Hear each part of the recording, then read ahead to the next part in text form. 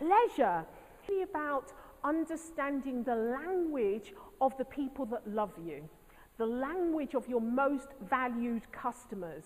So how do you know that? You know that by asking them, by interviewing them, by getting feedback at every point within your business, every stage in your business. You're constantly gathering data, gathering information and using that information.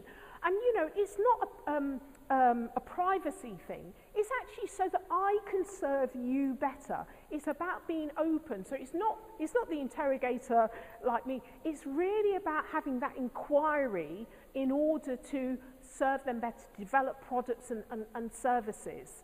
And so so at every point, at every touch point, it's about asking questions. Asking questions. How can I best serve you? Where can I get that information from? How can I understand you better? What language I would use? Because they might say, well, it didn't work. I did that and it didn't work. But, you know, did you ask the ideal customer if they understood what you were trying to do? You know, and what bits of it did they get? And why would they buy this or why they wouldn't buy that?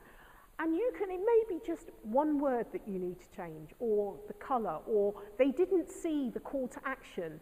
You think it's obvious to you, but it's not obvious to them. Or you've promoted it in an area where your ideal customer doesn't go. You can see if you're of an inquiring mind, if you understand your customers and you have the ability or you create the ability to constantly gather that information, you can constantly refine what you do to do it better, to serve them better. Does that make sense? Yeah? No one's interested in you. If you're in business, no one's, even in the work situation, they're not really interested. They're only interested in what you can do for them. But how do you know what you can do for them unless you ask them? How do you know they understand what you do unless you ask them?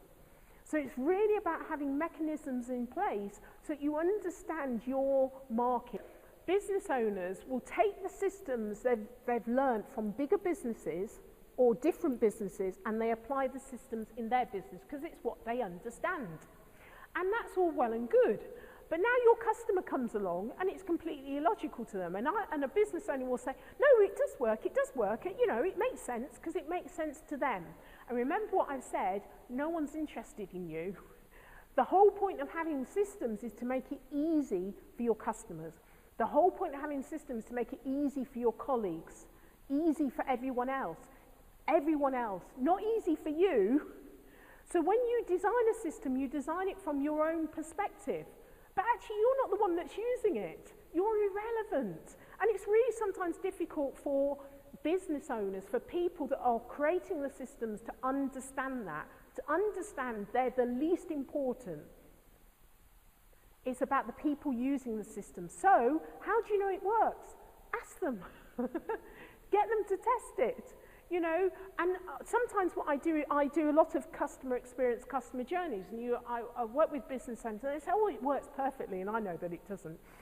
And in order to get them out of that, you might have to move them into another environment to test someone else's systems, and they'll be really critical then, because it's not their own system, it's not personal.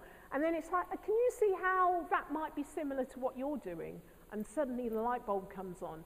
It's very difficult for us when we're creating things not to create it from our perspective, because that's the only perspective we know.